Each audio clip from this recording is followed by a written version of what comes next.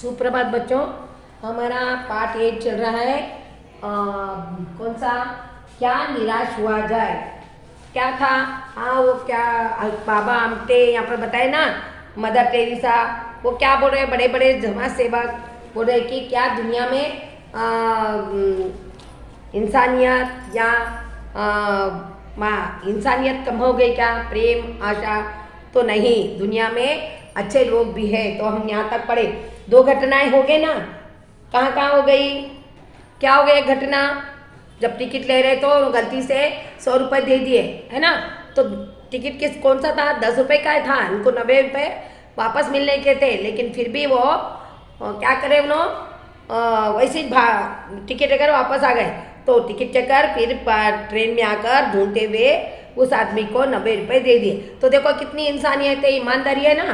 तो और एक बार क्या हुआ, बस में जाते समय लेखक अपने बच्चों के साथ, अपने पत्नी के साथ जा रहे थे। बस खराब हो गई और क्या हुआ, वहाँ पर बीच रास्ते में रात में बस खराब हो गई। और वो एक 2 ड्राइवर रहते ना, तो एक ड्राइवर क्या किया, साइकिल ले जाकर नहीं बस मतलब अच्छी तरह से तंदुरुस्त बस लेके आए और सब यात्रियों को, सिर्फ बस ही नहीं लाए तो यात्रियों को खाने पीने के लिए, छोटे बच्चों के लिए दूध पानी सब लेके आए। तो ऐसी इंसानियत दुनिया में है। हम यहाँ तक पढ़े थे। मारने वाले उठे, सब करे ना, यहाँ तक हुआ। यहाँ पर आने के बाद क्या हुआ, देखो पन्ना नंबर 53।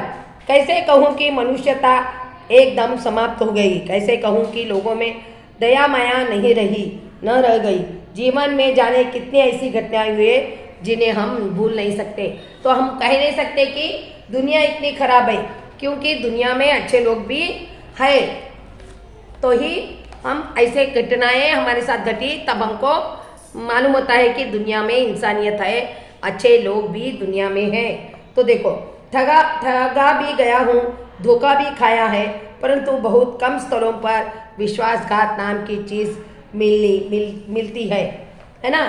कभी कभी धोखे से भी धोखा भी हुआ, और कोई भी धोखा भी दिए, कोई चोरी भी हो गई मेरे साथ, मेरे जगह से। लेकिन कोई लोग ऐसे मिलते हैं जो विश्वासघात भी करते हैं, लेकिन अच्छे लोग भी है। केवल उन्हीं बातों का हिसाब रखो जिनमें धोखा है खाया है, जो जीवन कष्टकर हो जाएगा। परंतु ऐसी घटनाएं भी बहुत कम नहीं है जब लोगों ने अकारण सहायता की है ना। जो दुर्घटना हो गई, वो दुर्घटना में आपको कौन सहायता की वो याद रखो। हमारे साथ दुर्घटना हुई, हमारे साथ बुराई हुई, वो तो करेक्ट है, लेकिन उसी को याद नहीं रखना। हमारे साथ हमें कौन हेल्प करा, हम उनको कौन मदद कर रहे उस समय पर, जो कि उसका फ़ायदा नहीं है उसमें। ऐसे भी कई व्यक्ति हैं जो दूसरों को मदद करते हैं, लेकिन अपना फ़ायदा नहीं देखते, अपना क्या लाभ है उसमें नहीं देखते। अकारण मतलब उसको कुछ मदद नहीं है, उसको कुछ फ़ायदा नहीं होने वाला है, फिर भी ऐसा इंसान आके आपकी मदद कर रहे हैं। तो ऐसे लोगों को आप याद रखो। अपने साथ बुराई हुई, वो तो समय की बात है। समय कभी बुरा भी आता है, कभी अच्छा भी आता है ना। लेकिन उस समय हमको कौन खड़ा रह के मदद कर रहा है, हाँ, सहायता कर रहा है, उसी को याद कर उसकी अच्छाई का गुण गाना चाहिए। तभी भगवान भी क्या होता है, खुश होते हैं, ऐसा उन्होंने कहा है। निराश मन को ढाढ़स दिया और हिम्मत बन गई। ऐसे समय पर अपने मन को ढाढ़स देना मतलब हिम्मत देना, मन को निराश नहीं होने देना। क्योंकि हमारे मन से ही हमारा सब कुछ चलता है, शरीर से नहीं। शरीर तो है, शरीर नाजुक रहने से भी हम क्या करते हैं, चलो हिम्मत आए तो हिम्मत लाने से वो शरीर भी हमारे साथ काम कर सकता है। तो कभी भी अपने मन को निराश मत होने दो, धैर्य लाओ। जो भी कुछ हो रहा हमारे साथ, हम हमारे साथ अपने धैर्य को साथ लेना, हमारी हिम्मत को साथ लेना, ऐसा बोल रहे हैं। कविवार रविन्द्रनाथ ठाकुर ने अपने प्रार्थना गीत में भगवान से प्रार्थना की थी कि संसार में केवल नुकसान ही उठाना पड़े, धोखा ही खाना पड़े, तो ऐसे अवसरों पर ही भी प्रभु मुझे ऐसी शक्ति दो कि तुम्हारे ऊपर संदेह न करूं, है ना। अगर कष्ट भी आए, आने दो, कष्ट आने दो। इंसान को ही कष्ट आता, जानवरों को नहीं देते कोई, है ना। भगवान हमको कष्ट देते हैं, लेकिन हम उसको क्या करना है, दूसरों की कोई भी कष्ट में है तो उनकी सहायता करना, अपना दुख बांध के रख देना, लेकिन दूसरों की सहायता करना, तब भगवान को दोष नहीं देना, भगवान तू ये क्या कर रहा है, लेकिन इंसान तो ऐसा कभी कभी बोल देता है अति कष्ट होने के बाद, भगवान क्यों हमारे साथ ऐसा कर रहे हैं। लेकिन भगवान को दोष नहीं देंगे तो बोल रहे हैं इंसान को, क्या बोल रहे हैं, आप भगवान को मत दोष दो, भगवान को आप पूजा करो लेकिन फल की आशा मत करो, जरूर आपको भगवान फल देगा, लेकिन तुम हिम्मत मत हारो। हिम्मती खुदा और हिम्मती हमारे भगवान है, हिम्मती और धैर्य हमारा वो हमारे साथ है भगवान। अगर हम साथ में रहे तो उसको भगवान हमारे साथ है, जैसा ये रविन्द्रनाथ टैगोर बता रहे हैं कि आप निराश नहीं होना और भगवान को दोष नहीं देना। लेकिन इंसान क्या करता है, भगवान को दोष देता है, सही भी है।